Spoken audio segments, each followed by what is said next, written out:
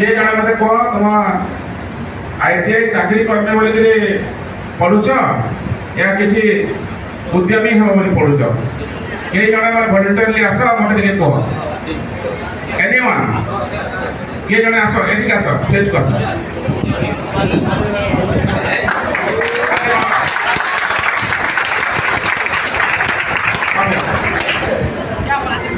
तुम ना कहब तुम एम कहब है तुम किए गाँव कहब आईटी केबेरु पढ़ुच तुम कौन लक्ष्य अच्छी ये कथा तुम कह फर्स्ट कथा उद्यमी ओडिशा उद्यमी उद्यमी किए जे उद्योगी जे व्यवसाय करे नूतन चिंताधारा सहित जे रिस्क नहीं नूतन व्यवसाय सृष्टि करे ता सामने से निजेर स्वप्न तो पूरा करे ता सामने अन्य मानक को रोजगार दिए हमारा यशस्वी प्रधानमंत्री ताकर गोटी अवार्ड जॉब सीकर न होई जॉब क्रिएटर हुआ आपण माने खाली का करछन आमे पढले पाठ पढी कि आमे जॉब करू लेकिन आमे जॉब न करी कि आमे किपरि आमे निजे गुटे इंडस्ट्री आरंभ करि पारिबा निजे किछि स्टार्टअप करि पारिबा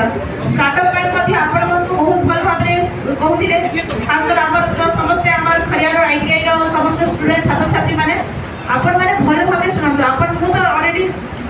जाय सेठारे भी छात्र छात्री माने बहुत इंटरेस्ट सब कार्य माने करछथि सेमानकर किपरि प्लेसमेंट हेबा से विषय भी आपण माने टिके चेष्टा करबे शिल्प क्षेत्र में जिते उन्नत से देश से उन्नत हुए तेणु आम देश हो आम राज्य हो आम आम जिला हो आम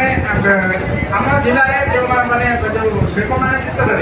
आमर उद्योगी मान भूमिका आमर गोष्ठी मान भूमिका अधिक रही तेणु समस्त को आह्वान करें समस्त एकाठी मिसिकी आम जिला को शिल्प क्षेत्र में केमती अग्रगति कर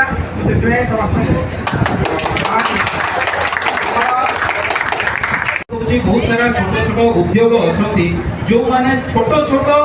प्रॉब्लम छोट छोट समस्या दे गति करूछंती से समस्या रो समाधान कोन से माने जानि पारु नाती सेटा हेई पारे गोटे टेक्नोलॉजी रो इम्प्लीमेंटेशन रो समस्या हेई पारे गोटे एडमिनिस्ट्रेटिव रिफॉर्म रो समस्या हेई पारे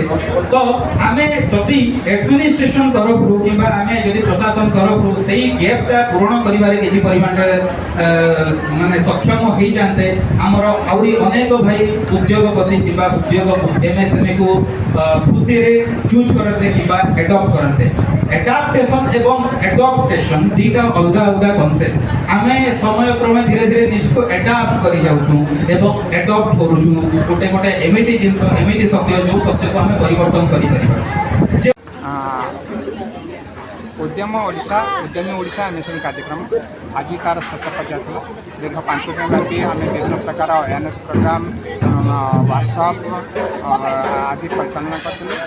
जिले में एमएसएमई सेक्टर को आगू नापी यह एक कार्यक्रम थिला एमएसएमई डिपार्टमेंट तरफ जिला शिल्प केन्द्र माध्यम मु आम जिलार उद्यमी बंधु मानक आम जिलार शिल्प प्रधान को अनुरोध रखुची से आम जिलार शिल्प क्षेत्र को केमती आम देश उद्यमी ओडिशा एमएसएमई कार्यक्रम समापन दिन था एठारी किपरि आमर महिला माने आजिकल जो प्रत्येक क्षेत्र में महिला माने आगो को जाउछंती से हिसाब से किपरि महिला माने उद्यमी होई पारिबे से जी रिसोर्स पर्सन माने भी आसिथिले ସେମାନେ बहुत सुंदर भाव में बुझाइछंती और आगामी जेमती आमर युवपीढ़ी किपरि जेमिति से माने खाली जॉब सिकर न होई जॉब क्रिएटर हेबे से हिसाब से एठारे बहुत सुंदर कार्यक्रम जिला शिल्प केन्द्र तरफ आयोजित है।